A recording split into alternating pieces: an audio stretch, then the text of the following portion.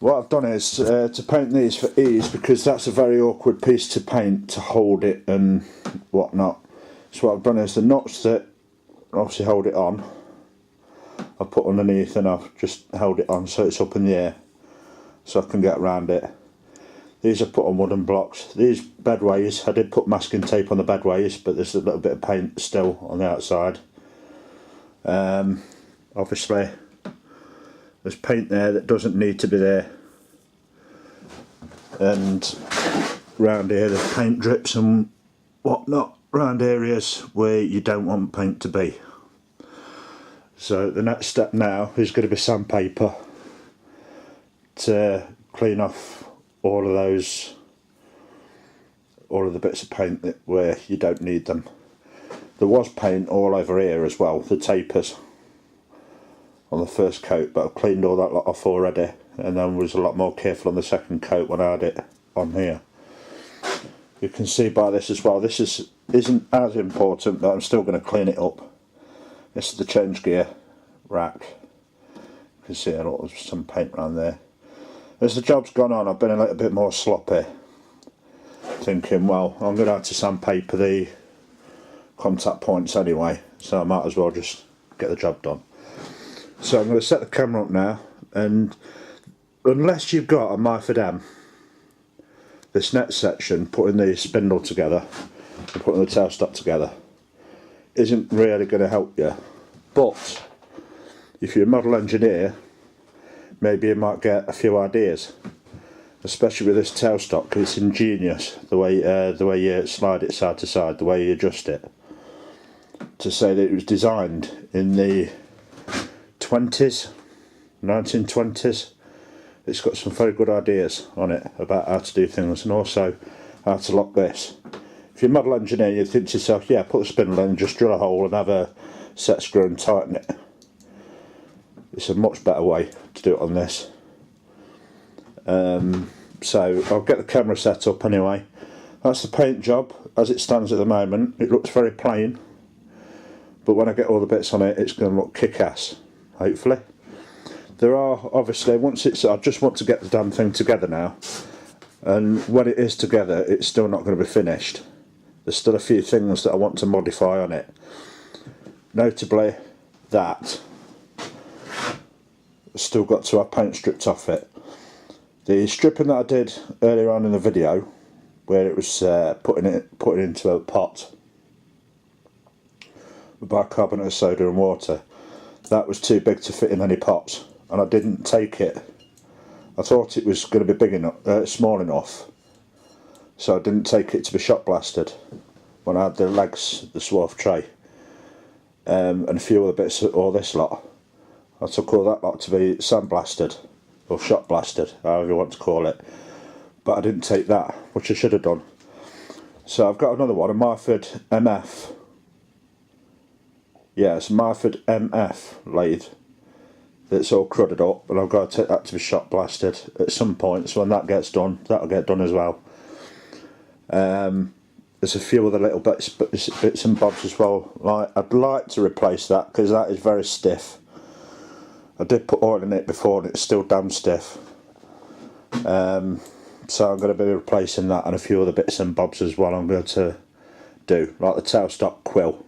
I'm going to mill another tailstock quill, because the tailstock quill is very abused wherever it is. It's very abused, so I'm going to replace that, and that'll be another vid in the future. So I'm going to get it set up like I've said I'm going to do 3 times already. Start the sanding and then start building. Right, I'll sand a few bits on camera. What I've got is I've got grit that's not too fine, not too rough. It's 240 grit, wet and dry. I've done the painting, so I'm not worried now about getting oil where I don't want it to be. Obviously paint doesn't go over oil that well. So I'm just literally going round, just cleaning off all the paint on areas where you don't want it. The reason why I'm using wet and dry is if you just use normal dry paper, it gumps up very fast. And you're just replacing your paper, you're getting frustrated, whereas the oil will keep the grit clean. So I'll show you on this bit if that's on the camera. No, it's not.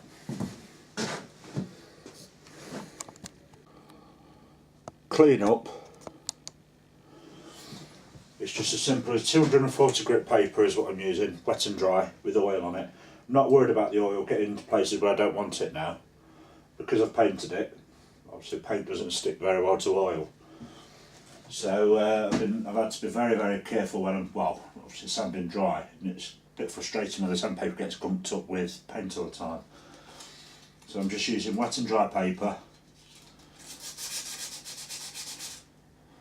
The fact that this isn't wet and dry, but I've got oil on it anyway, it's not going to hurt. If you use cheap dry paper that's not wet and dry, it's probably going to go soggy. This stuff isn't too bad. I'm just going around sanding. In fact, a better way, for big, for thick sections where you get a thick drip, it's easier to scrape it, but you don't scrape towards the edge, you scrape away from the edge. If you scrape towards it, you might chip some of the paint off as well. So scraping down away, you can see this end up peeling off. That's just the thick bits that I don't have to sand off now. I can't find a scraper, so that's why I'm using a ruler.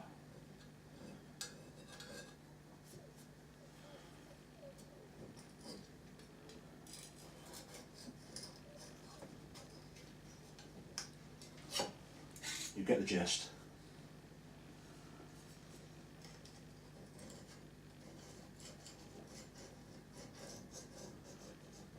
Ruler does just as good a job as a scraper.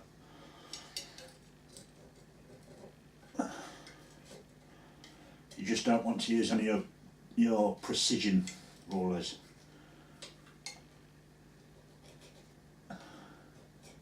Just use a cheap one.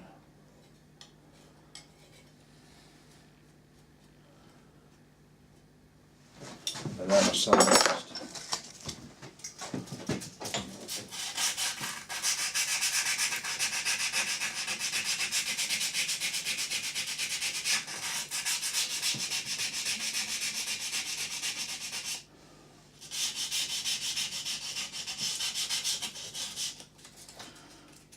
You don't want to sand too wildly, you don't want to use a low grit and put a lot of pressure on. In this section here, this is just what's going to hold the change gear assembly, so it's not as critical. But areas like this where you have bushings, tapers, your bed, mating surfaces like the headstock on here, you don't want to lap it, you don't want to take too much metal away. Otherwise you can have problems having alignment and reliability. But these sections it doesn't matter so much. Well, I say these sections, that's a mating section for a bush. I'll just get a rag, wipe the excess oil off. That's nice and round now. No little bits of paint. I'm going to do the other sections and then come back to you when I'm assembling. Now, I'm not worried about that for now. What that is, obviously it's cast and it's machined. It's cast it a bit low there, it's not a straight edge. And on there, it dips in. I'm not worried about that, because when I've got this seated, adjusted and tracked and everything, and it's pointing directly down the lathe, not like that, or that, or, you know what I mean, up or down. once I've tested it and it's running true, it's all locked down, I'm going to paint inside of there, because there is a raise. The front, you'll see what I mean, the headstock sticks up a little bit in the middle. So I'm going to paint all that. I'm going to paint the nuts as well, because rather than having black nuts on the top of here. These, I've tapped them out because one of them, this one here, the set screw that pushes the mated edges together to line it up with this section, one of them, the head was very, very nearly stripping, and it was a struggle. I just managed to get it out, part the way out, before the head snapped off it. And I had to use pliers to twist it out. So I've drilled and tapped to M8, and just use these for now. It's not focusing. There you go. Just M8 bolts, and I've chopped them down. But Mark, how do you chop bolts down? Because then you won't be able to thread them back in. You'd damage the thread. Well,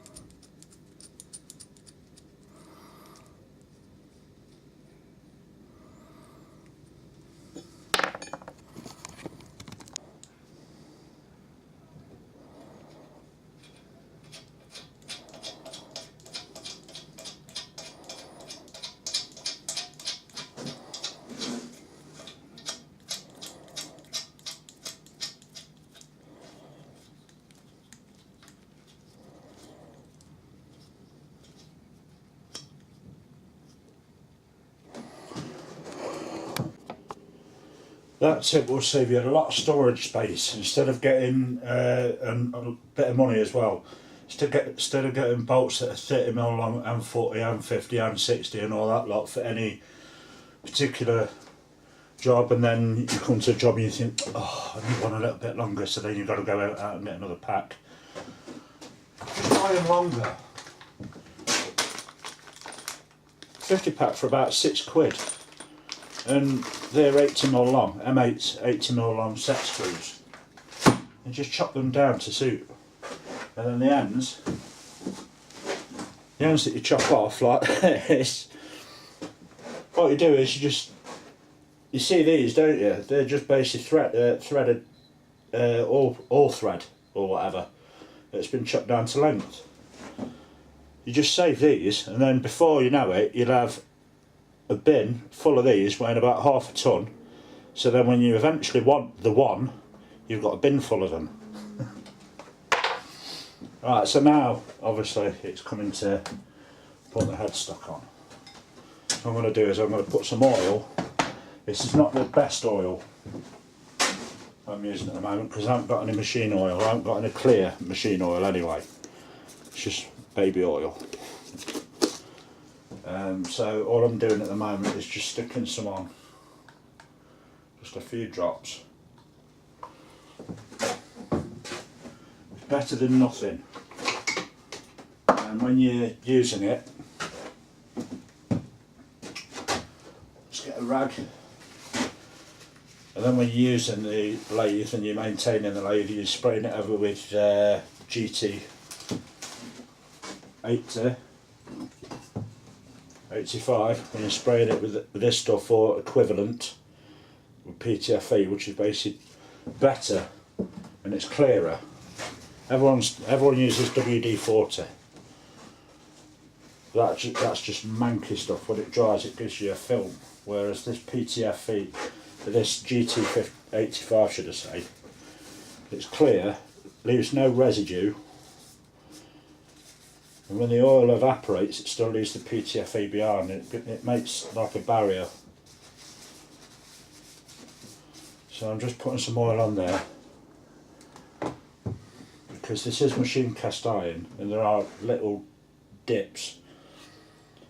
You don't want moisture getting in there, staying in there and then rusting. So that's gone on nicely. Those bolts now, what I'm going to do, I'm going to tighten them up.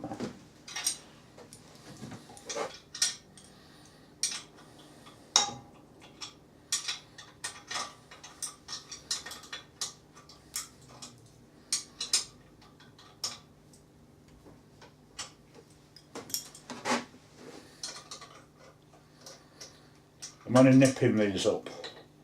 I don't want to tighten them too tight. You only nip these up a little bit, just so there's a little bit of pressure there to push the headstock that way against this against the metal surface, the machine surface. If we do it too tight, when you come to put the nuts and bolts, it's too much stress and it's straining it. I haven't got any imperial spanners. I thought I put it on the wrong way round then, but that's an impossibility. I haven't got any imperial sockets or spanners, which I'm now regretting. I did have the opportunity about 6 months ago. Someone offered me a full set of imperial sockets and spanners, and I says I never use them, so I didn't buy them. If anyone offers you anything, even if you don't need it or you don't think you need it, buy it anyway, because you'd never know. And now I'm regretting it. I'm kicking myself, because to do nuts and bolts up and whatnot without imperial spanners and sockets is a nightmare. Well, it can be a nightmare. It's not too bad with this because they're nice and, you know what I mean, you've got space. But try getting underneath the lathe, underneath the bed here, to a nut or a bolt underneath there, and all you've got space is just to turn it like one flat at a time. And the bolt's huge. You'll be there for hours. So with a socket, it's a lot better. And with old stuff, it's slightly rusty, so you can't just crack the seal and then unwind the nut by hand. Might have paint on it, crud on it, whatever. So the only tool I've got really to do imperial stuff is pipe grips. These are set in with a push stud. So a damn sight less annoying than the ones that you've got to turn a little bit, push it, well, damn sight less annoying than these, because you get underneath somewhere and you lose your setting, you're like, oh, I've got to set it again. These are Nipex Cobras, one of the best investments I made when I was an electrician, trainee electrician, and an adjustable spanner. And because I've now painted it, I've got to be especially careful that I don't dink the paint. And I'll come back to you in about half an hour when I've done these up. And that's what I mean there about that gap there. You've got bare metal here as well. Now bare metal on the lathe isn't the end of the day, but that looks rough, so I'm going to paint these when it's all set and everything. I'm going to paint that as well. And that's what I mean about the mating surface. Look, when you put, screw those in to push this against that, if that's out of line that way, then you've got easy enough space there, look, to undo these, pull it away and shim it, put like some thin brass shims in this end or that end. The MF that I've got, the MF lathe, Myford MF 72 I think, that's also got a scroll there that you put another one of those bolts in, and then that, at least then you can adjust it, micro adjust it, that side and that side, to get it going that way. Not so much this side because you haven't got another one there, so you can't get it to go that way so easily, so you've still got to shim this back edge on the MF, but at least you've got some alignment so you can get it right going that way, at least. Spot the stupid mistake. I forgot to clean up all underneath here as well. Good job I remembered that. Good job I thought of that before I was testing it. Otherwise I'd take it off, see all this stuff, I have to clean it off and then test it again. So make sure you do underneath these as well. And the reason why I remembered is because I was going to do the tailstock next, and the tailstock's got paint on it as well, just around the edges. So, I'm not going to show you that because I've already showed you. Got my gut, got to lose that. Right, this is the underside of the tailstock base. There's two parts to the base. Now you've seen gibs before, haven't you? Like these thin things. They do the job. Granted, they do the job. They're very thin. Myford on the other hand, or Drummond should I say, because Drummond's design. That's the gib. That's got that on it. And the whole idea of that is turn it the right way around, obviously. You slide that in. This is the cam bar. Notice that slot there. It goes all the way around. There's a scroll just there. That locks it in place. Slide that in, that goes all the way through. Make sure it goes all the way in. And then you get your screw. Wrong one.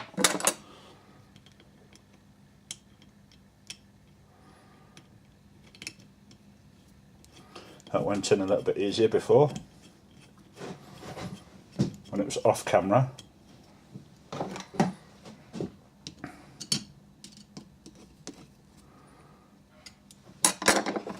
The idea is that cam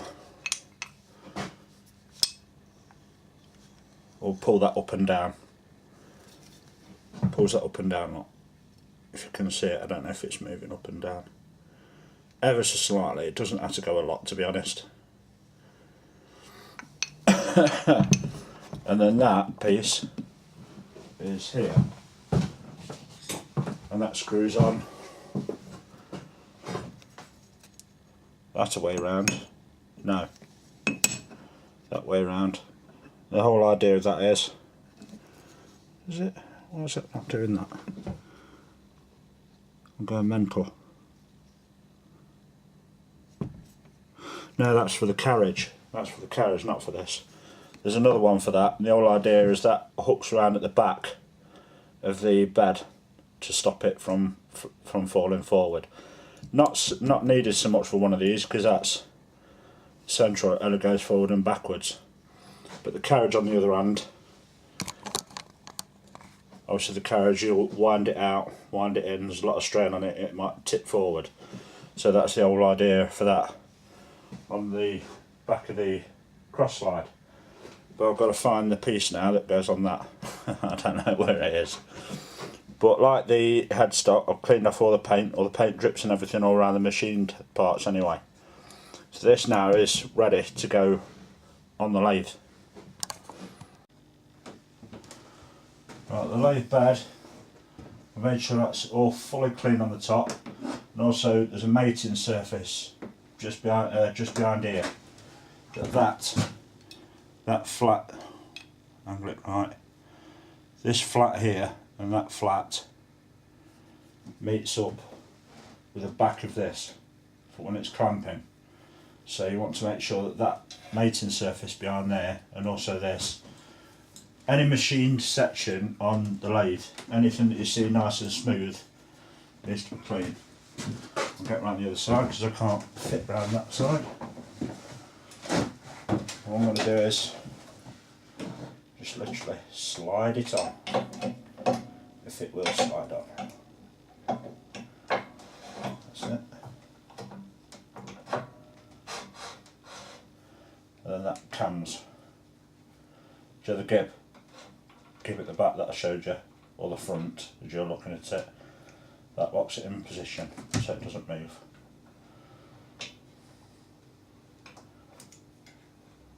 Except I don't like it that way. That's me being a little bit anal.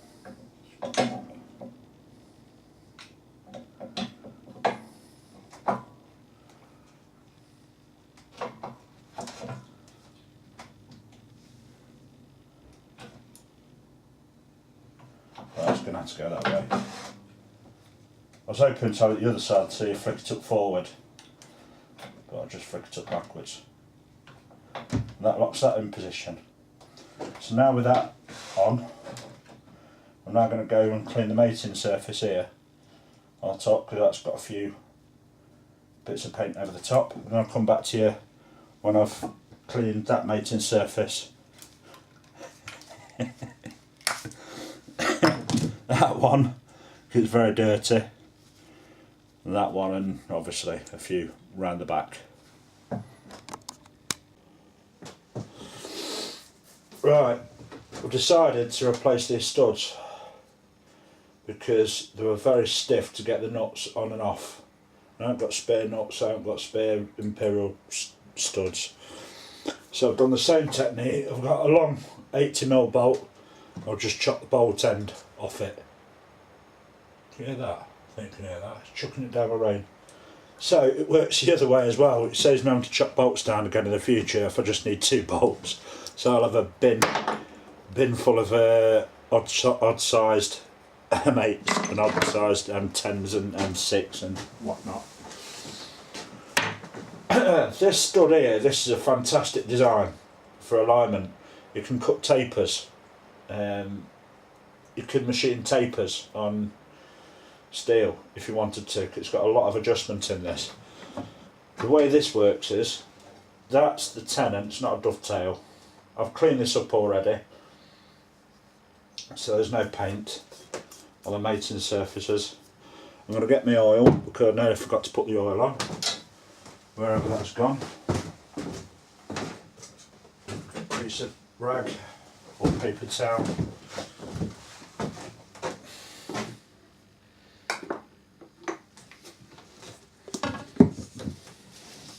I've got to get myself some decent machine oil instead of putting baby oil on metal. It's got its uses, and the way this works is you've got 2 holes at the back here. The screw goes in that one and a stud goes in that one.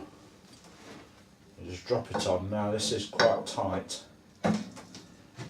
which is a good thing.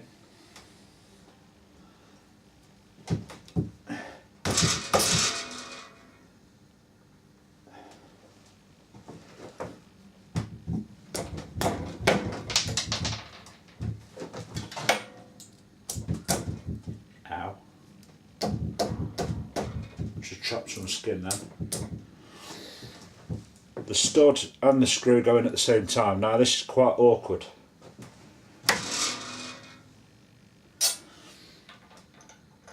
If you're taking one of these apart, I made the mistake, I didn't know exactly how this worked. If you just undo that all the way, what happens is that screw is obviously screwed in, and it's quite thin, so what happens is you snap the end off, and I snapped the end off the one that I had, the original, but thankfully there was a listing on eBay for a spare one of these, because I had, for two reasons. I didn't just buy it just for this one screw. I'll explain on another part of the video. That's still quite far out at the moment. This is what I mean, it's quite stiff, but it's good. It's stiff.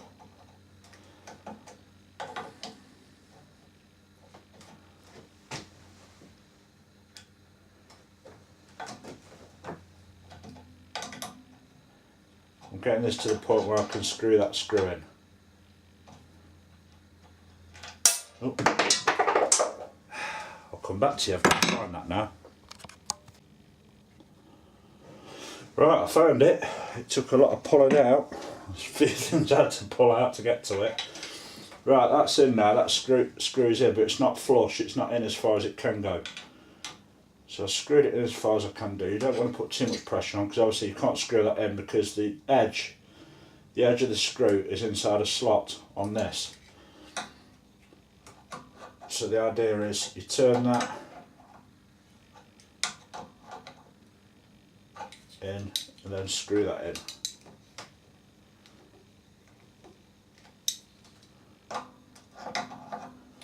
I'll speed this on.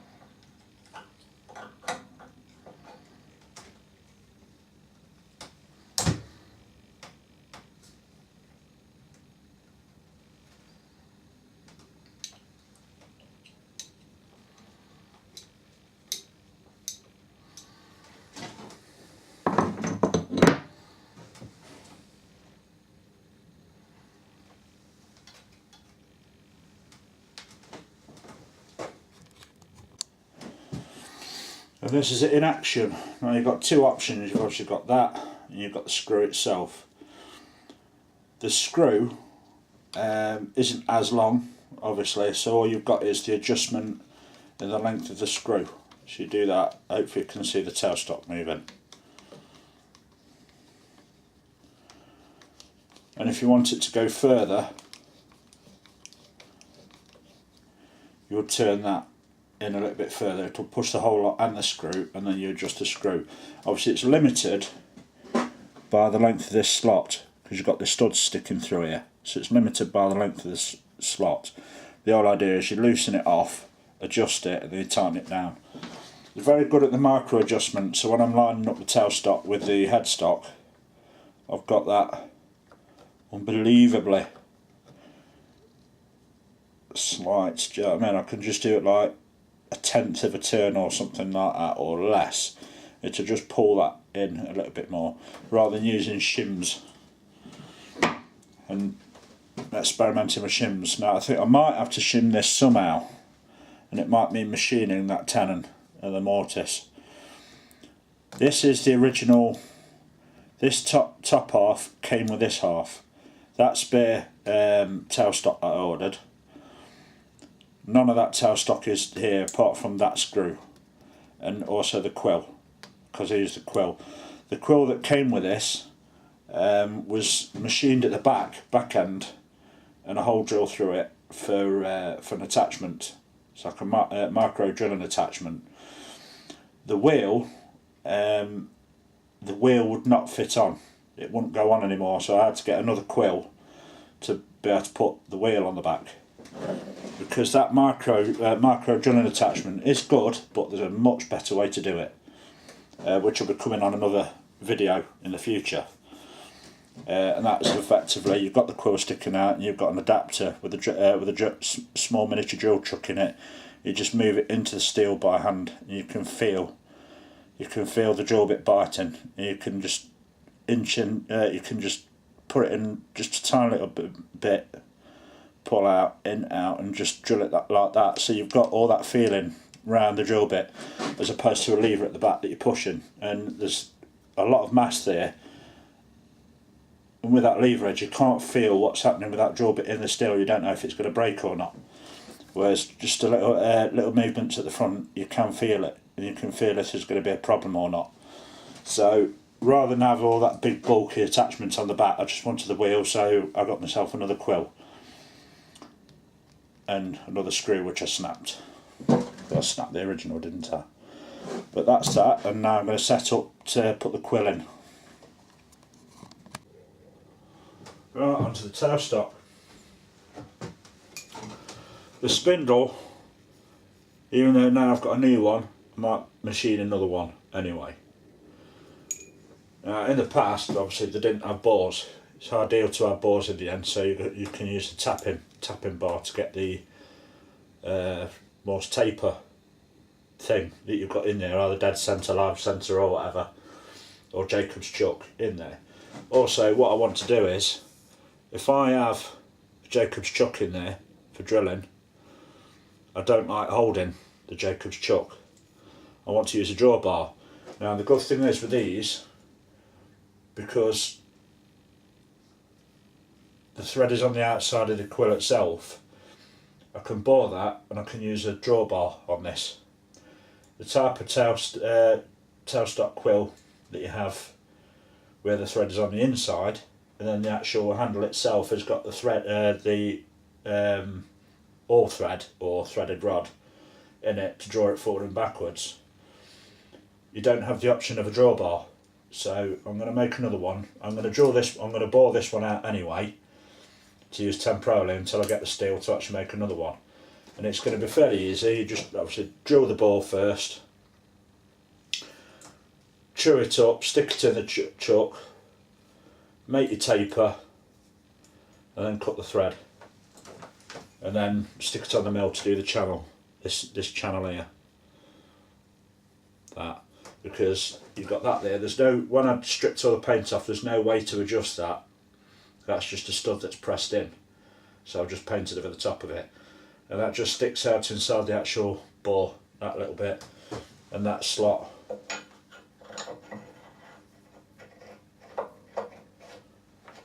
just digs into that slot. So when you're turning, so when you're cranking the handle, it stops this from turning, from spinning, or if you're drilling. But I forgot to do something, so I've got to pull that back out now. This is the locking mechanism. I don't know if you can see that. It's got that dip in, it's got that machined in there for the quill to stick through. The whole idea behind that is you just jam that down in there, line it up, and that matches the bore diameter. Stick that in, and when you tighten down on that, that pulls that up and it holds it in.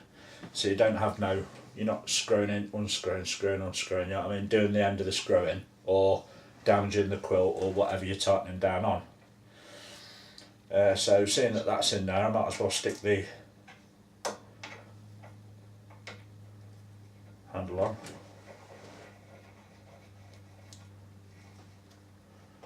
So when you tighten that, it's not moving anywhere. Instead of one single contact, you've got a contact from about a quarter of the diameter of that is being held by that stud being pulled up. These are awkward. You can tell these look like they've been machined and then snapped. That is not broke, that's how they actually come. I've got a Drummond A type, that's got the same thing. I've got the Myford MF I'm not sure if that's the same or not. But the whole idea is you've got a slot in that, and these go in there, screw onto that, and it stops the actual wheel moving. When you screw that, stops the wheel moving. It holds it, and then when you turn it, it pulls the quill in and out. I'm going to stick this on, screwing it the wrong way. It's a left hand thread.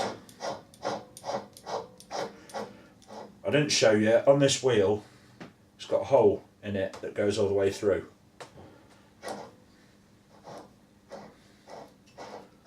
The whole idea of that is so you can get the screwdriver through. So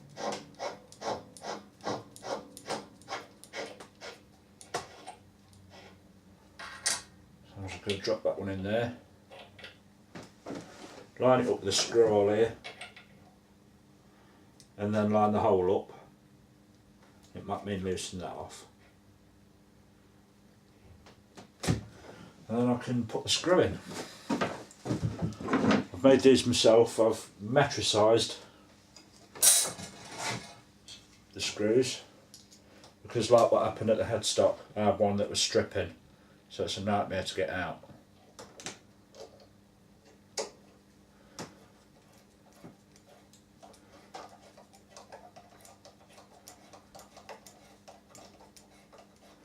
I think I've put the wrong screw in this, because one I've made slightly shorter than the other. Yeah, there's an oil hole at the top here, so I didn't want to fill that in with a screw going in from the side of it. So I've got one screw shorter than the other, and 50% chance of getting it right. I've got it wrong.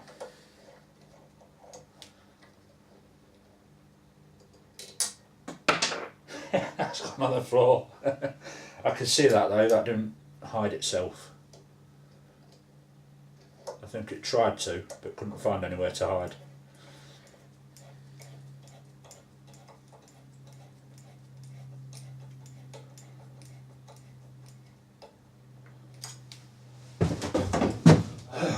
Well, I did see you.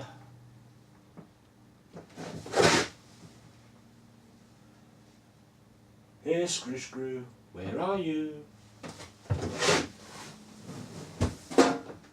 Oh my days. Right, I'll come back to you.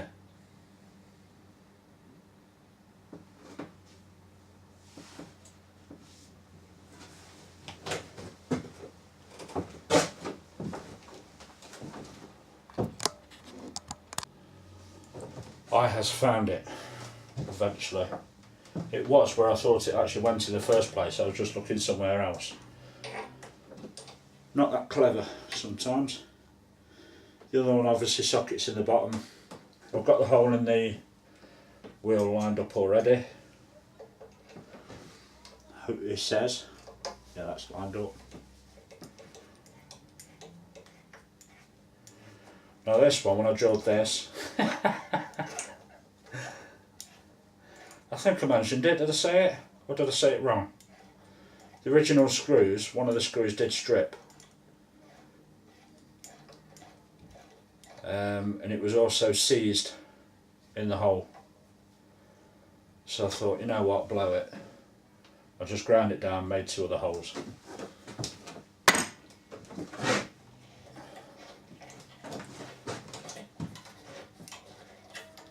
That's the whole idea. You turn it and the whole quill moves, including the back, so I can bore that out and use a drawbar. And then that hole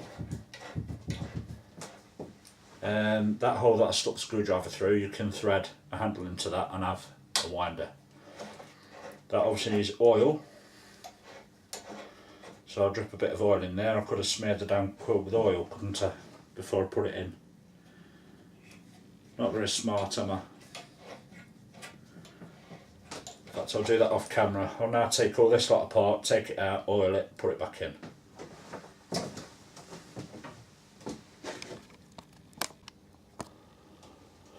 Right, I've gone to the liberty, let me see if that's the word, of putting the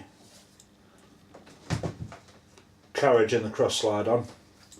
I think, if I remember right, you saw me putting that together anyway in my kitchen after I'd just cleaned it all up. Can't remember if I showed you this or not.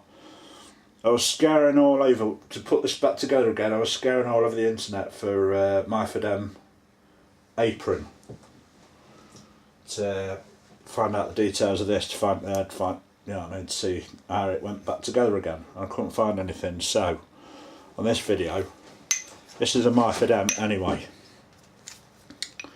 And if you can see that, how it all goes back together again. That's the half nut, and that's what I meant earlier on about I don't want that snapping off, because if that snaps off, I have to replace all of this.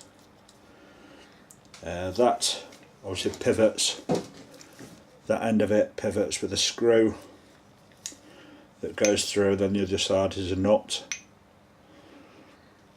and that's the pivot, and then the other end of it, it's a bit hard this is looking in the screen and everything seems to be in reverse, but that goes through to this spring mechanism. Now this isn't original, I think that's and this bar here isn't original. Normally it's a stud, you see a stud where you can pull it out and it sockets back in again, springs back in, because that hole there is slightly wider than that, so that springs down into it, and then that wedge pulls it back out. It's a nice positive sound to it, I like that, the way it's cleaned up and gone back together again. That's the thread indicator, lead screw indicator. I've still got to take that apart because that is seized. I don't know how I'm going to take that apart. It looks like it's actually press studded in. Right, it's starting to look like a lathe.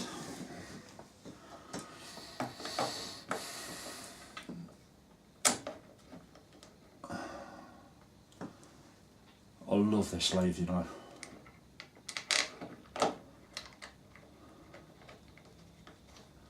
A few years back now, it can't have been just one person, but there's another bolt on this floor. I had a break-in my house. Someone broke into my house, or a group of people broke into my house when I was doing my house up. That absolutely cleaned me out. Took all my tools, all my hand tools, power tools and everything, television, computer, games consoles, you name it. That took absolutely everything. If anyone breaks into this shed and takes this lathe, or the mill, or other lathes, or anything, even a screwdriver, anything, I hope the coppers don't find them, because I will. When I find them, I'll break the fingers. In fact, probably chop the fingers off. Stop them doing it again to anyone else. But that's the carriage. It's a lot easier to put the carriage on.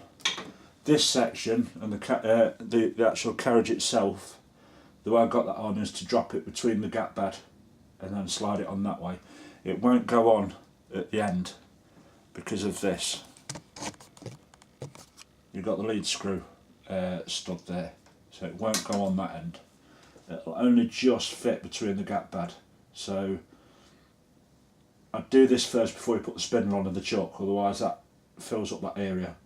And even the spindle sticks out that little bit. Well, that should aim it right. And the spindle sticks out a little bit and it makes it a little bit more awkward. So I would put the carriage on before you put the spindle in, and then put the apron, get your back round again, put the apron on before you put the lead screw in, because once you've got that lead screw in, it's very awkward to get it all in without bending or breaking something. So now that's in, now comes the lead screw. Right, now comes the lead screw. You might see something new here that you haven't seen so far. That, you've got a brass bush in there, and it's got a slot in it and a hole for oiling.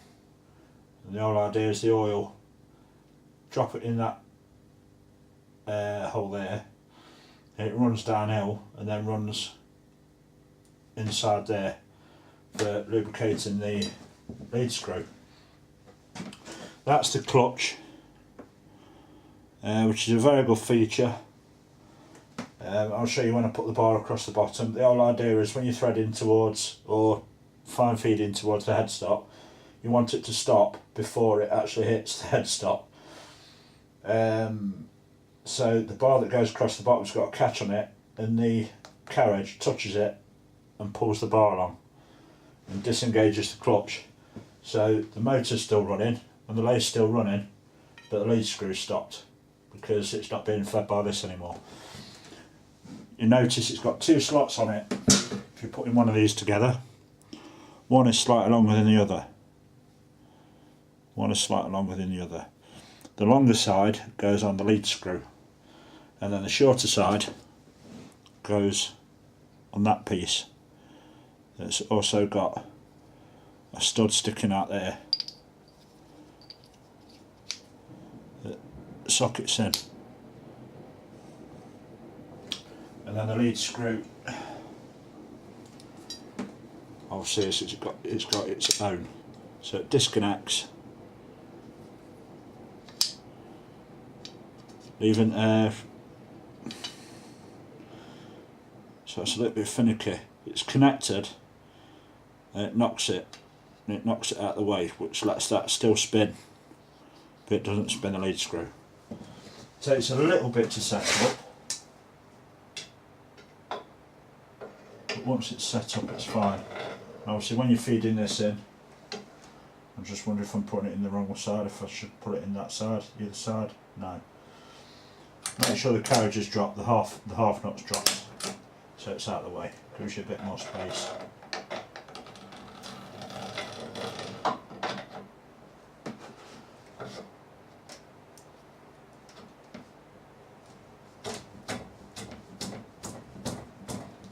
In the rubber mallet, the whole idea is you keep feeding that in until that section there comes to a stop against that brass.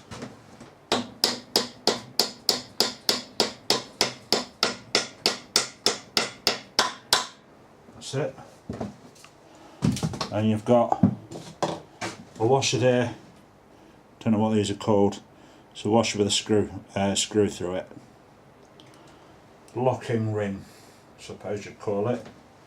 Slide that on, obviously screw it down, and that stops it from sliding that way then. I'll find a screwdriver.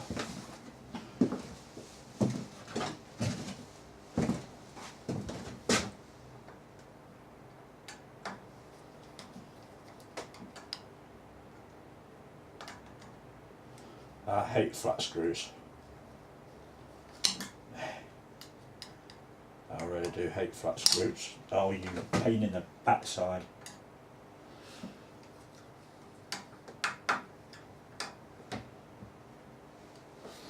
The wheel goes on. This still needs to be cleaned up. There's a lot of things that still need to be cleaned up. But I just want to get the lathe together. Now once I've got the lathe together and I can use it, then I can work on stuff. Like that, I'm not just going to have a bolt sticking out of there, because that just looks rough. So what I'm going to do is I'm going to use the lathe and I'm going to machine an actual set screw with a screw head on it.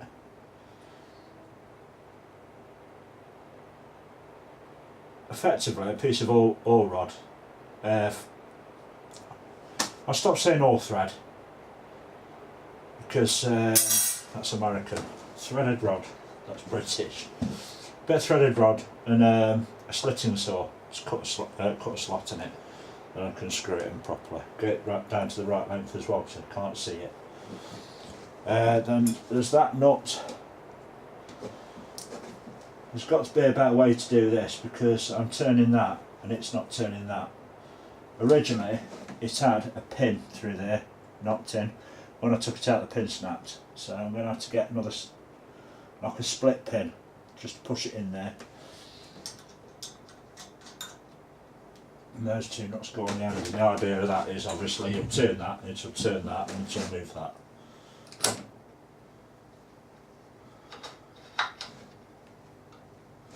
I'm sure there's supposed to be something there, but there wasn't originally.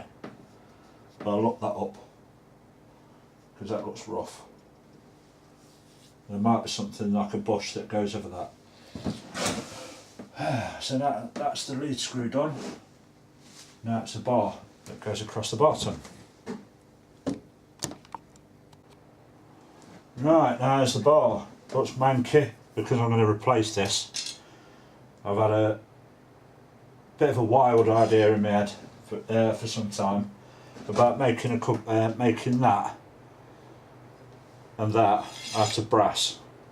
Making a couple more, that brass handle and this brass, and have the rest gunmetal looking. I think that'll look quite nice, to be honest. I've got the screws somewhere, talking away, yeah. Here's the screws, the big headed screws, the small thread. The machines, so they are specific. So you don't want to lose these or break the ends of these or strip the ends. I'm going to stick this end in first, because hopefully this will be a good indicator if I have to take that bolt out or not, if this doesn't fit in. Which it doesn't, so I'm going to have to get a set screw for that. So that now comes out. That was a waste of time, wasn't it? But the whole idea of that is it obviously stops this bushing spinning round on the inside, because it's got that oiler hole. You don't want that happening.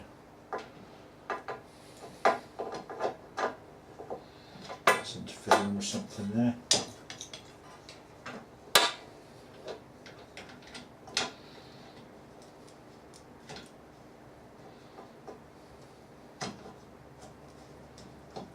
And then a flat screwdriver.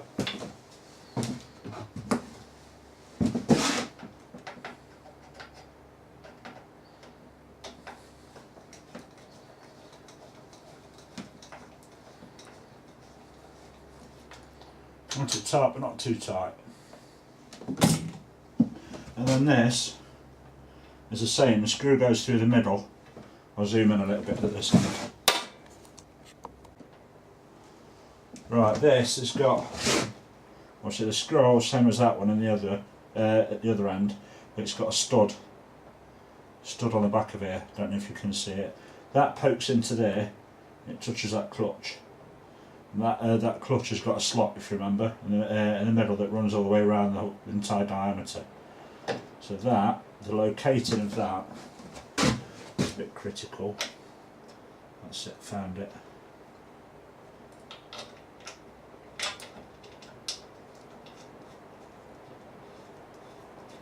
There's that screwdriver again. I'm getting good at this. Putting a tool down and actually remembering where I've put it.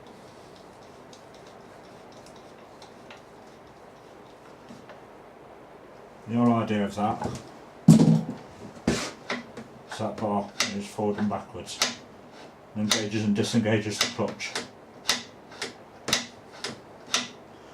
And you've got that there, which you can adjust. Zoom out again.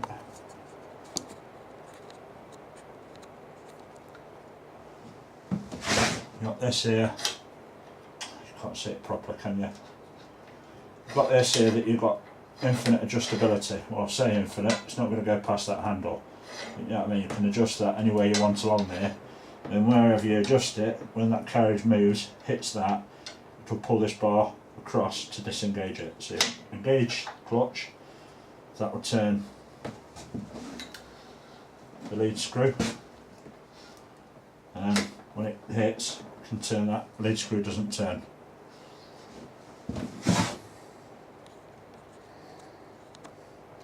I'll mention that again, cut that video.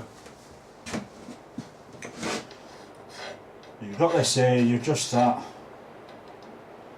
to wherever you want it, to wherever you want the carriage to stop.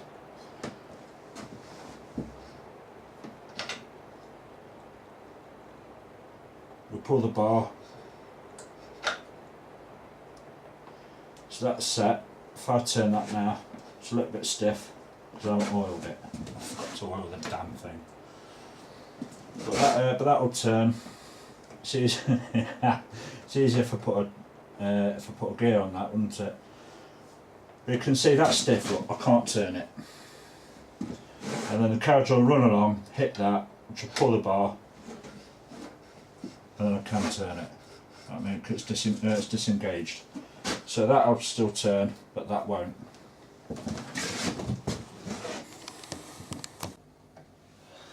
Right, now it's onto the spindle. That's the best place that I could think of putting you. So I'm sorry about, obviously it's the other side of this that I'm working on, but this angle you should see what the crack is. I've got plenty of oil. I've got my phosphor bronze bearings. Called bearings, they're not bearings as you know them. One's slightly wider than the other, I say wider, board wider, and they've got a slot at the side. What that's for, the machine to accept these little nuts, the tapered nuts, and it's ready to go. That's where they go. The slot in, the idea is when you put the oiling cup in, you tighten it down, presses down on that and pushes the bearing apart, spreads the bearing inside the taper. You don't have to crank it down that hard, because when you put these in and tighten the nut on the side, that pulls it into position anyway. It just gives that little bit of extra adjustment. So you're getting the right way around, because obviously the spindle is wider at one end than the other. Right, so the wide one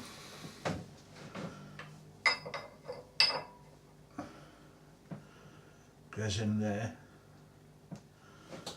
And the one with a tighter ball goes in the other side. You line the slot up in the bearing with the hole.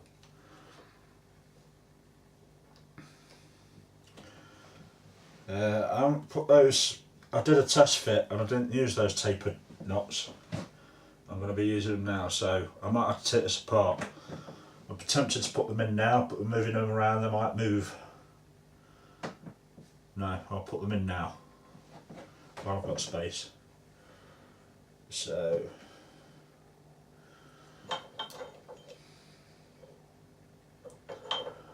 it's wider at the top.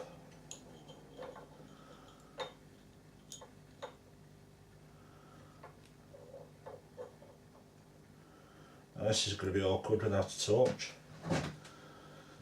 because when I put this in, I'm going to have to get it level. I'm going to have a spanner for that. The adjustable, because these are metric. These oil cups are going to be changed or machined sometime in the future, because these don't accept a lot. I'll find myself oiling every day or every time I want to use it. So what I'm going to do is I'm going to machine this to accept another oil cup on the top, a deeper one.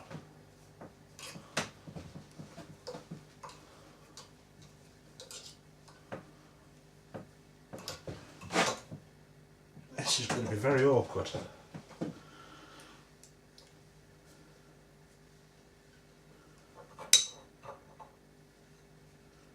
Right, that's got stiff there, so I reckon I'm there.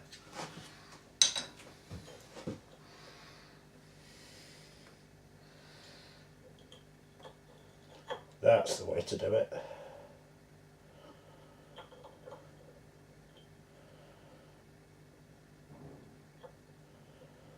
Yeah.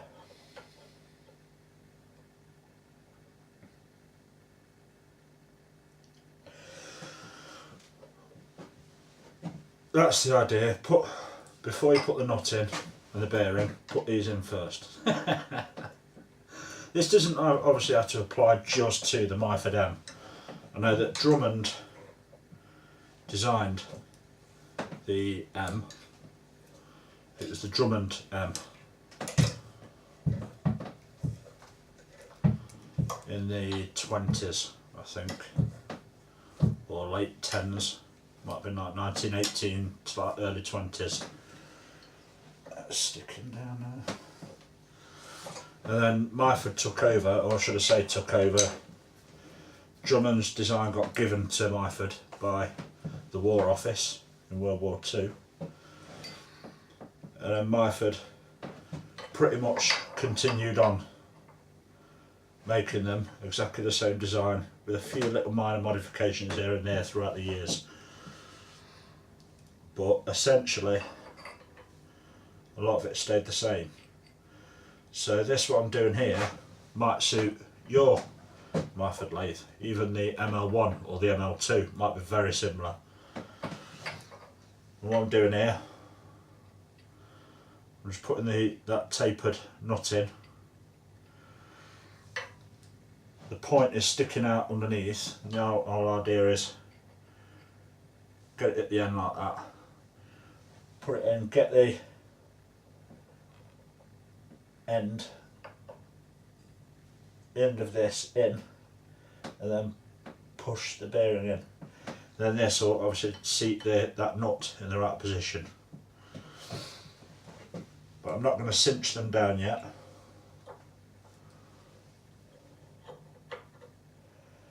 Because I haven't got the bushings on the back. Right, they're in the right position now. I'm going to do something a little bit naughty, because I haven't got the right tool for this. It's like collet chuck. You've got these lines and you turn them. Now I've tried a collet, ER32 collet wrench, and it's too small for these are too wide. Maybe the ER50 wrench, that might fit. And again, I'm just going to do these finger tight for now, because I've got to put the spindle in. So that's holding them in position, so they're not going to move for those nuts to be able to move. Those nuts are still in the right place. Now comes the spindle. Now in infinite wisdom, I've put the carriage on and it's too far over, so I'm not going to have the space. So I'm going to have to move this over. I know you can't see. Something else that I forgot to do as well before I put the carriage on. I forgot to put the this toothed rail on the body, so when you turn the handle for the crank, it's not moving anywhere. That's easy enough to put on. I've got to move this out for you now, and it's not deciding not to move, because of course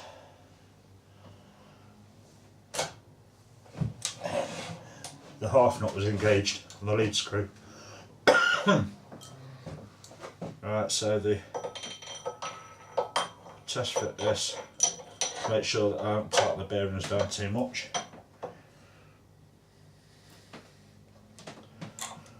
Which I think I have done.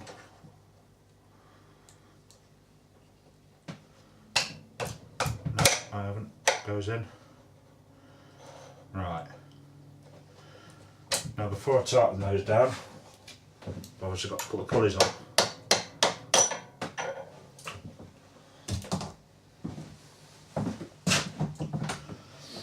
Right, this is the ball gear. It's got a fantastic design on this. It's a little bit tight.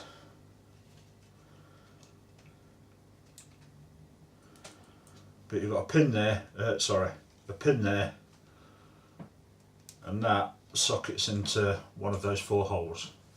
There's 4 holes around the outside, and that allows it to, that clicks into position so it holds them both together. And then when you want it in back gear, you turn this, and that bevel there pulls the pin, because the pin is spring loaded, pulls it out. It's spring loaded, look. So then the ball gear and the pulley can turn independently. They're not attached to each other. So first goes the ball gear. The ball gear is keyed, but the pulley isn't, for obvious reasons. if you want the ball gear and the pulley to move independently,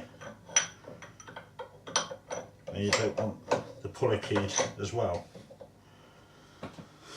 So it's the ball gear, the pulley. Now this is very awkward because there is not a lot of space at all. Now I did do this a lot easier off camera.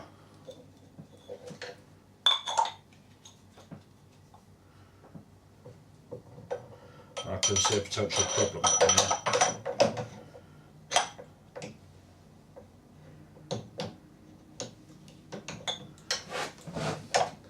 Not going to have enough space there to get the bearings in and everything, so plan B.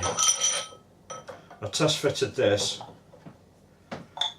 without the pulley and the ball gear in place so I could sort out the bearings, and now I'm going wrong.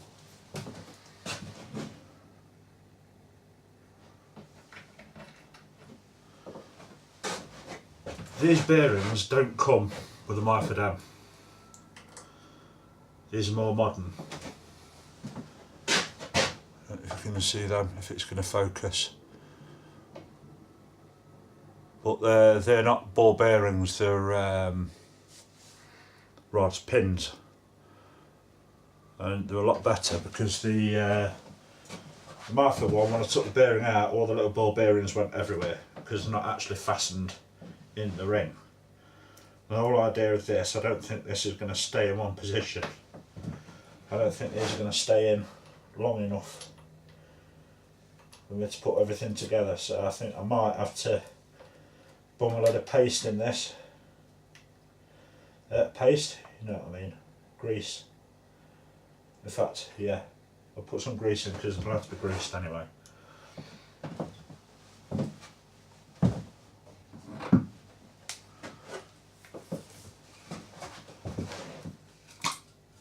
This is just multi-purpose grease from Screwfix.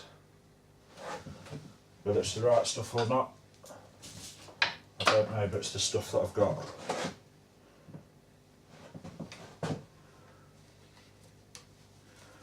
So I'm going to stick these bearings in with the grease. Should be sticky enough to hold it. That's one washer.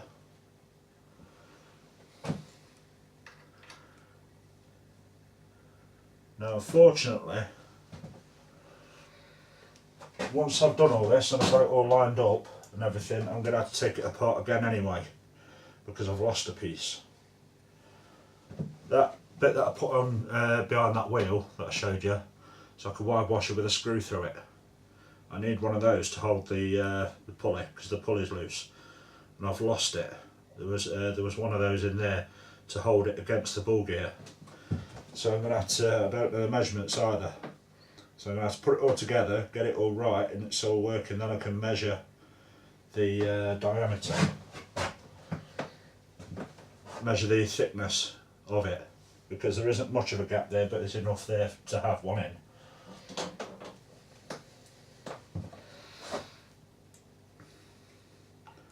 Some more grease. This is manky stuff, I hate grease, but it's essential for this operation. I could of course tilt the whole lathe stand and everything on its end. That way gravity's helping me out, but it's not very practical. That was the pin bearing. A bit more grease for the other washer. Now the site, I'll link below. I'll link below where I've got these bearings from. But the washers that come with it are too thin for this side. The ultra thin, these washers that are supposed to go either side of the actual bearing itself, and that's not a problem because you want thinness so it doesn't stick out, it doesn't push everything out so far. But it's got that difference in diameter just there, and that cannot be too far to this way, otherwise the register for the chuck is too far inside this bushing. So you go to screw the chuck on, the chuck touches the bushing before the register, which is not good. So I've had to put thicker washers in there so it pulls the spindle that way a little bit, so it holds that register out of that. So that's them in. Hopefully they're going to stay in place. I know I'm going to drop something in a minute. Have I got the strength? Right. That is now through there, thankfully. So, yes, the bearings didn't fall. Now I've got to align the keyway up with a ball gear. That's my hammer.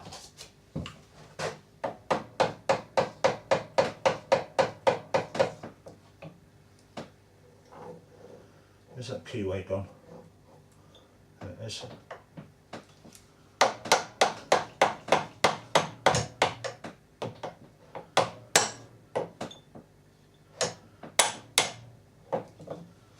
Right.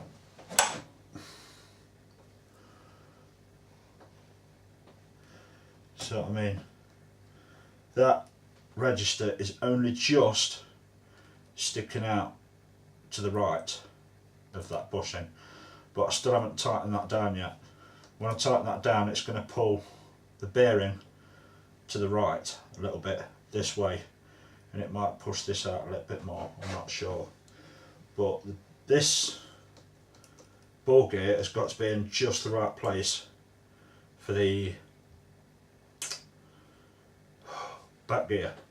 And also it can't be too far across to the right. You've got to test it when you put this on, because this screw here, that and that, you don't want them rubbing on the actual body. There's enough space there, I think. And that's what I mean, I've got a gap there and it allows that to move. So I need to stick a washer in there with a screw on it, a very thin one, unbelievably thin one.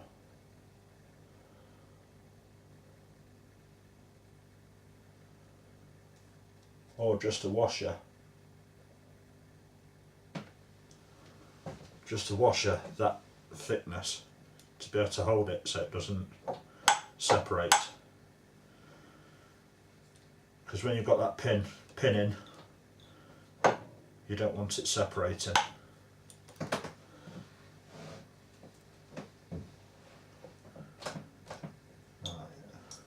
That's about right, so now I can tighten these up. And I'm going to be very naughty now.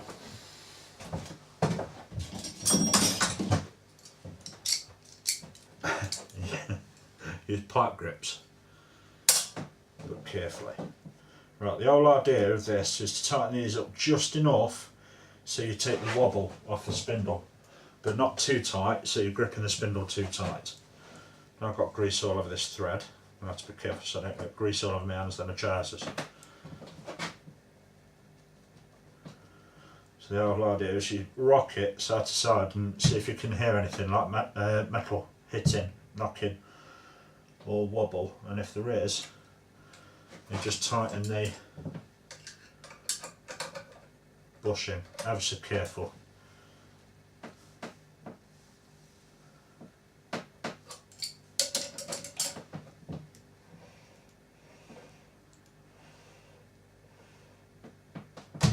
Sorted that one out.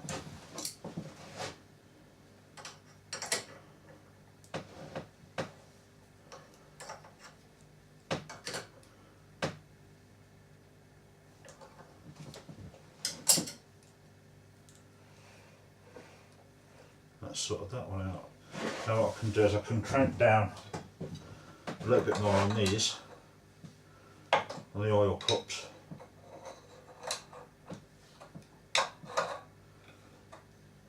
So a little bit, they weren't even tight in the first place.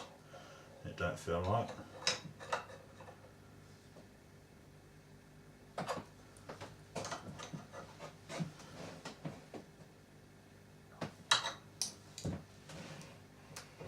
That's that.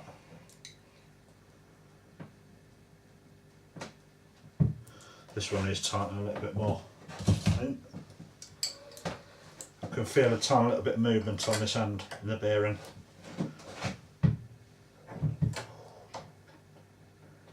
It's not going to go anymore without me gouging the bushing. That's that end, and then I've got another bearing. Now when the Myford comes, or the Drummond, it only has the one thrust bearing in here. So when you're pushing that way with the tail stock, it's got a bearing there and it stops this from vibrating so much. But it doesn't have one on this end. Now there's been reports that obviously when you've got a chuck in there, you've got the tool, you've got the work in there, you're working on the work without tail stock support, you've got a lot of weight there and a lot of strain, and it likes to move that way. So it's still moving. It's tight enough to hold it in line, but there's nothing actually holding it. So you've got to screw a bushing on there with a screw on it to hold it in place.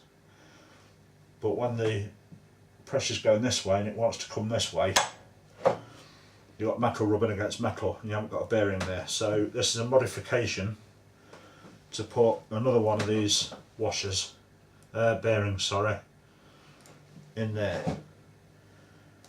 So one washer, thin washer, because you're adding something now, so you don't want it to protrude too far this way. You don't want to extend whatever's going on here too far across to the left.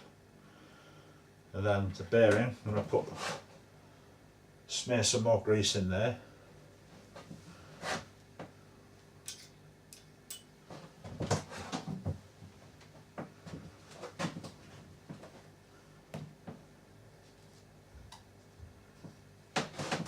This is not masterfully done, just smearing globs of grease in.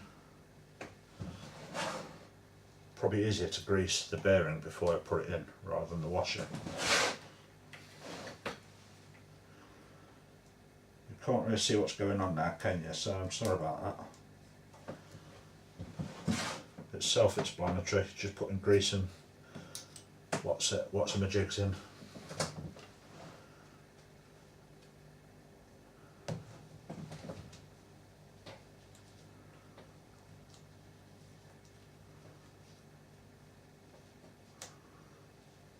Grease them up good, or well, should I say.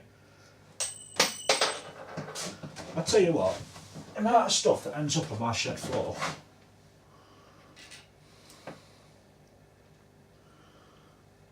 and then I need that thin, there it is.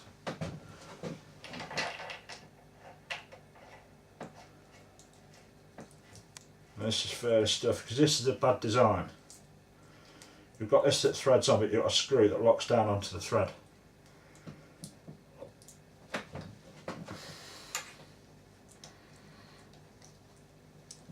So it damages the thread.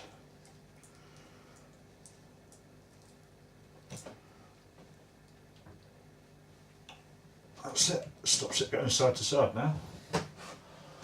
There's a screwdriver. But I'm not going to crank down a lot of pressure on that thread because I've got to take it apart again, if you remember. Just cinch it down a little bit. So I've got to take it apart and so I have to put that washer in there. That's it for the front spindle. Now comes the back one. And this is a little bit awkward. You've got these. Screw in.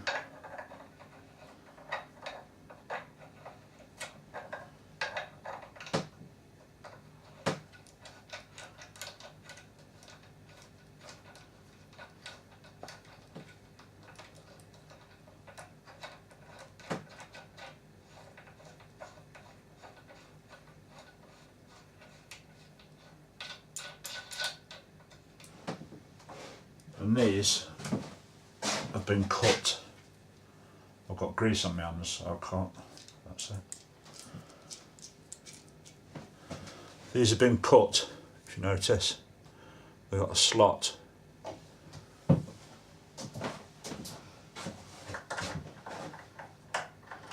The whole idea is you put these in. It's a good idea in effect.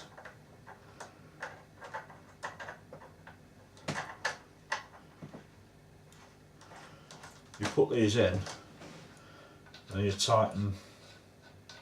I'm not really 100% sure, to be honest, how these are supposed to work. I mean, the obvious thing is to undo it, it tightens down.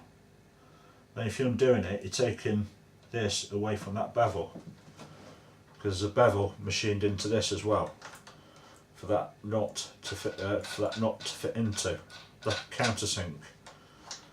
So it's very strange.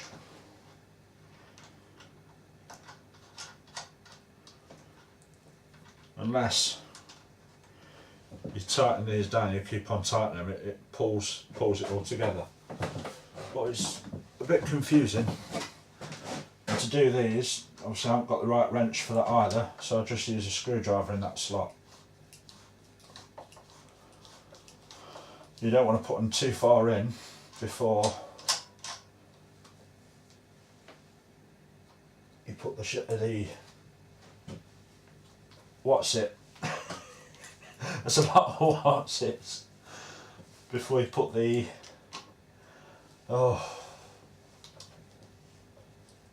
shaft in. It's very stiff because I think I've got paint in the thread.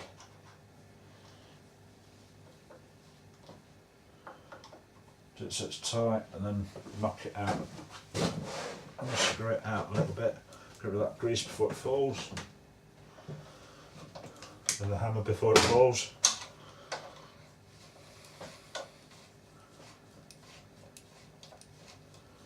That one's a bit easier, isn't it?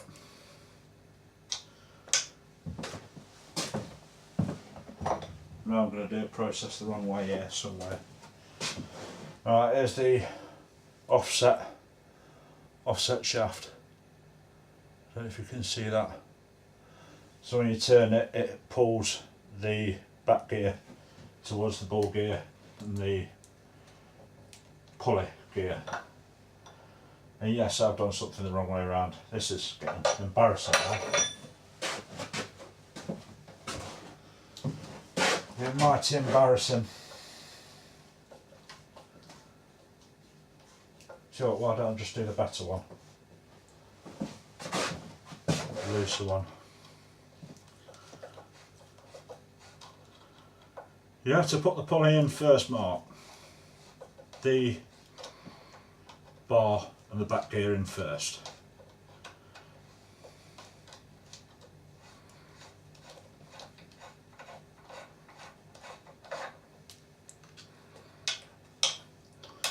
So don't put it in the wrong way. It's got a hole drilled in one end, and that's for the handle. This is obviously only go in one way because one wire's end's wider than the other.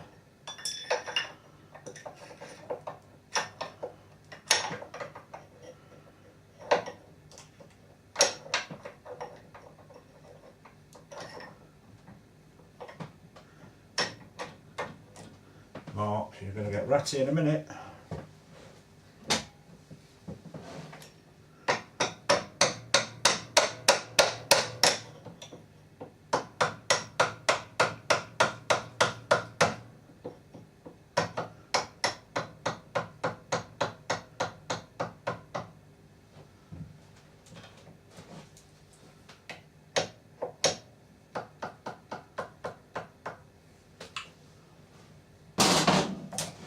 Now this goes on.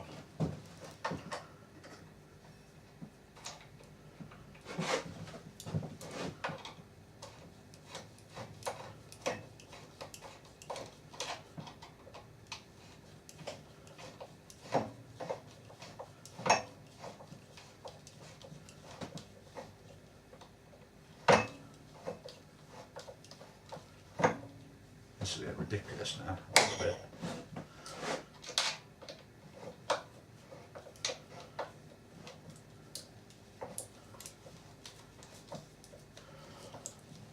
And what I'm going to do is I'm going to tighten these down enough so it pinches. So if you notice they're coming in a little bit here and also comes in that way. And tighten them down enough so it actually pinches that bar in the right place. So to do that, I also want this hole here sticking out so far.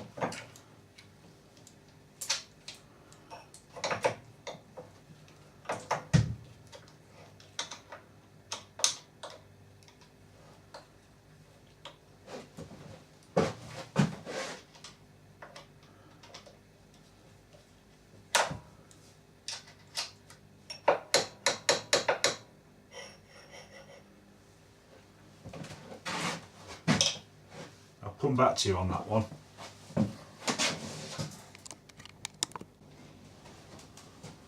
Right, I've worked it out in my head. Took a while because I'm a bit of a sloth, the way my head works. These nuts, the threaded bushing itself goes in as far as you can possibly get them with this model anyway. There's still some movement there.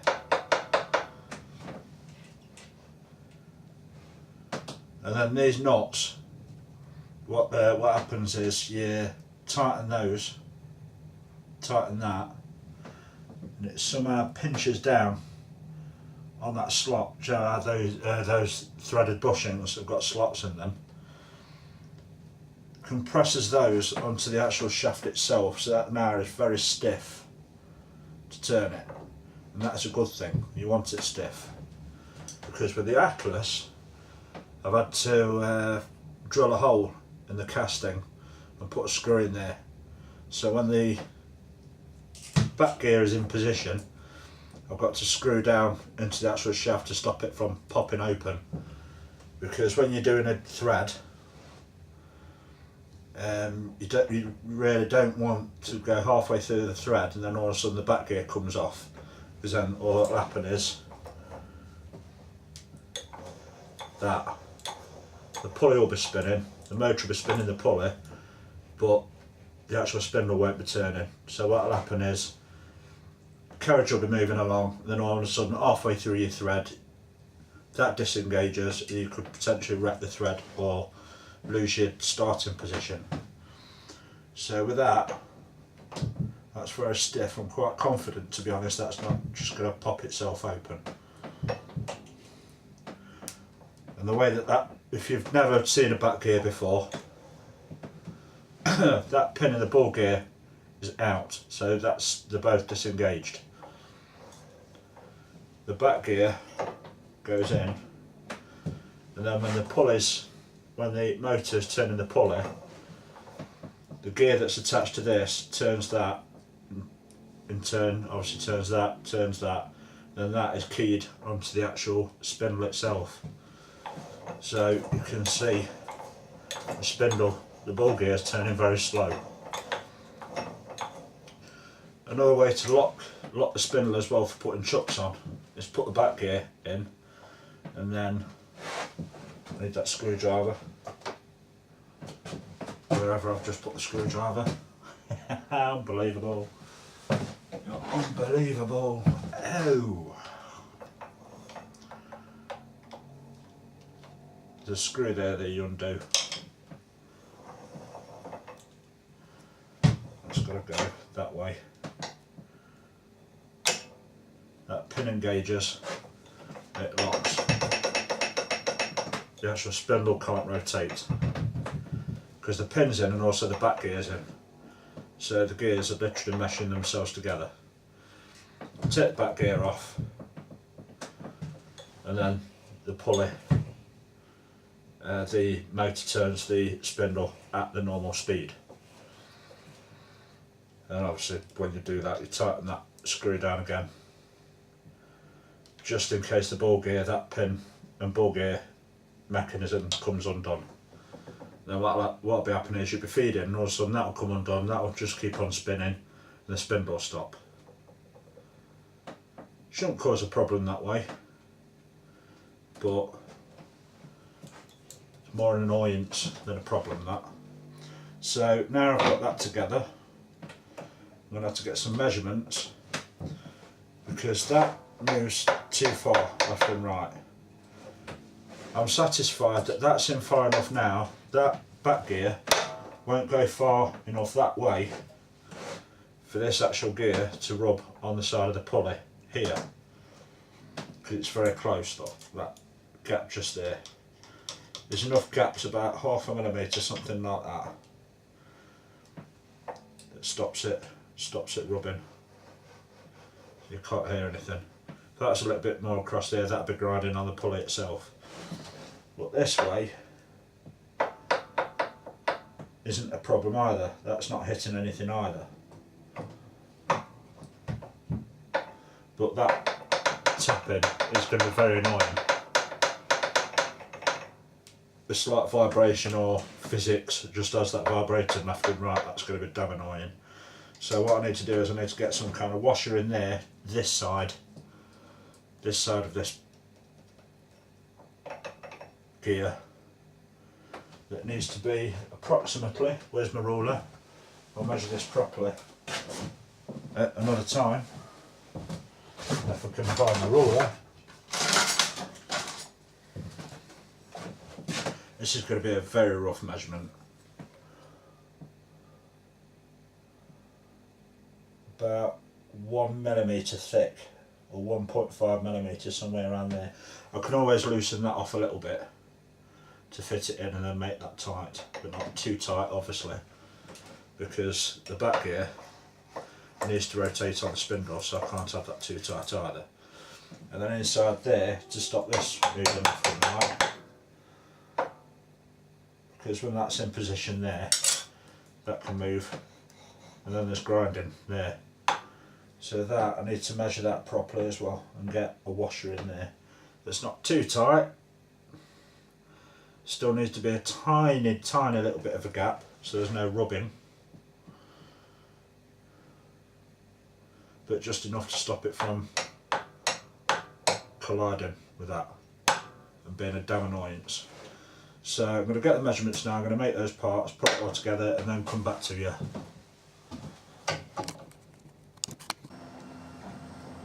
This video is all about this lathe, from not all the way, not every single step, just some of them. It's a complete restoration job. There are some, now I've been using it, there are some bits to it that I know that I need to replace, like one of the bearings seems to have worn a little bit too much for adjustment. It's still not 100% done, obviously I've got to make those bits. That Dewhurst switch, I still need to paint that. I don't know if I'm going to buy another one, so if I can source one, or restore that. So it'd be nice to restore it, but that is, it's like an old style blade switch on the inside of there.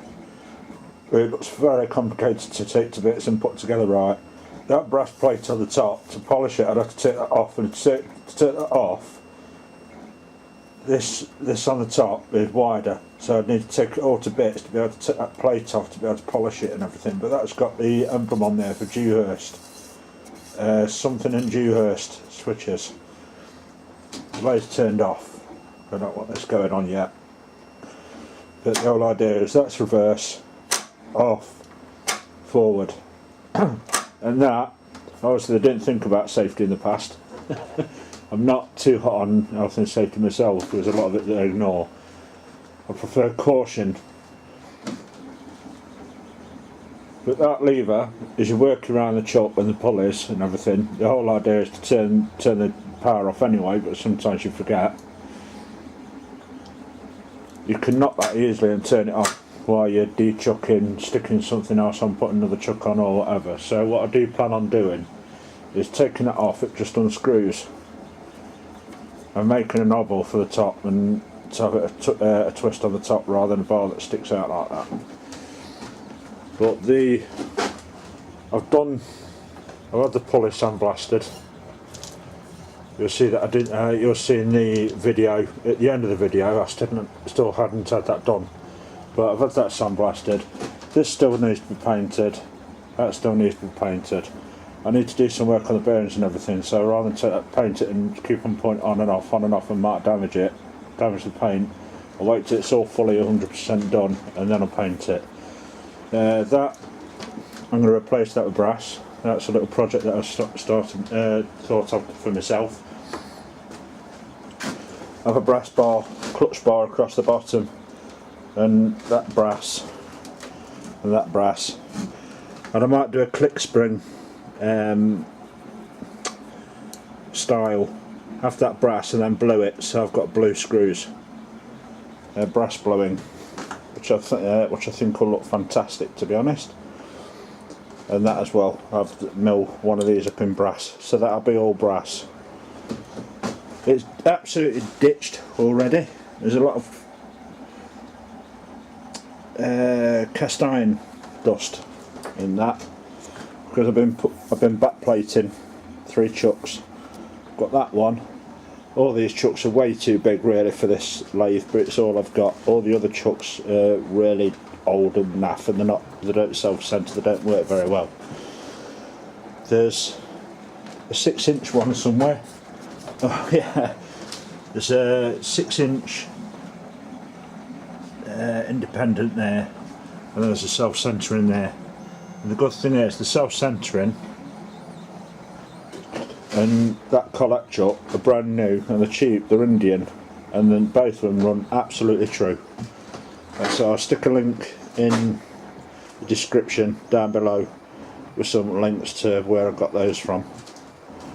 The change gears need cleaning up a little bit more, but I'm in the process. You can probably hear my 3D printer at the moment going off. I'm in the process of making some gears, some 3D printed gears with bearings. But anyway, I'm digressing quite a bit. That's the lathe. I'm going to be talking about that. What I'll do is I'll stick some links in the description as well for times, so you can skip through, because I've got a section on painting, a section of cleaning the metal, other sections, various. It's going to be a very long video, probably a 2-part video, and I'm sure you're not going to watch the entire thing. So I'm going to stick some handy links, so if there's anything in particular that you want to watch about this, you can click the link and it will direct you to that section of the video. This is my quick change tool post. Now you saw me in the video cleaning this up, which I've still got, I'll still keep, and obviously I'll stick some tooling in there that I don't use that often. I can just take that out, replace it with this. But this is too tall. The holder, as you'll see in the video, the top slide isn't flat on the top, it's got a post in the middle that's part of this casting, so I can't stick my quick change tool post on the top of it, and even if I did, that's just that little bit too tall for it, so the tools are right down at the bottom and still not low enough and on centre for the actual stock. So what I've done is I've temporarily put this plate on there to actually make it the right height, so I can set these tools to the right height. But I'm in the process, this will be another video in the future, how to make a new compound, cross-sliding compound slide. Because that, I've already milled this up already. As you can see, it's got the T-slots, it still needs cleaning up, it's very rough. I'll fly cut to the top, it's got a fairly nice finish on it to say it was done with that small epoxy lathe.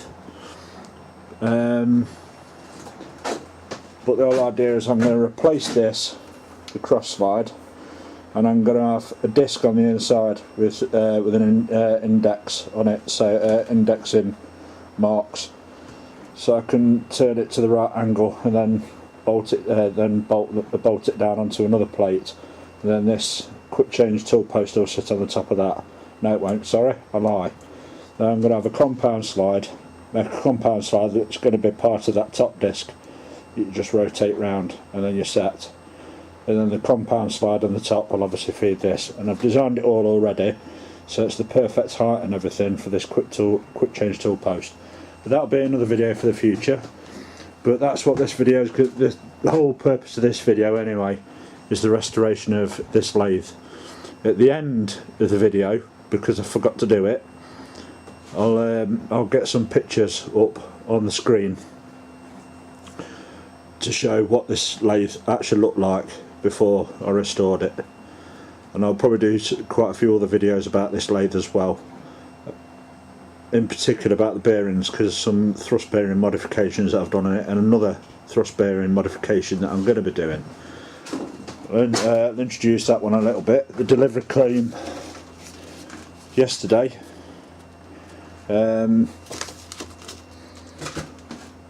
Originally it just had the one thrust bearing, which was between the pulley and the back bearing. That was all there was. So when you're putting the force on that way, it's not vibrating the pulley, it's not putting undue stress on the actual bearings. You've got a thrust bearing in there, but there was no thrust bearing at the back. So when you've got the tailstock out of the way and you're tooling this, it'll want to come this way.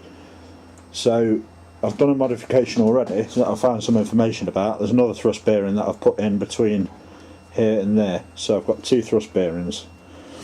But when you're tooling steel, most of the pressure is on this front bearing, and there's no thrust bearing there.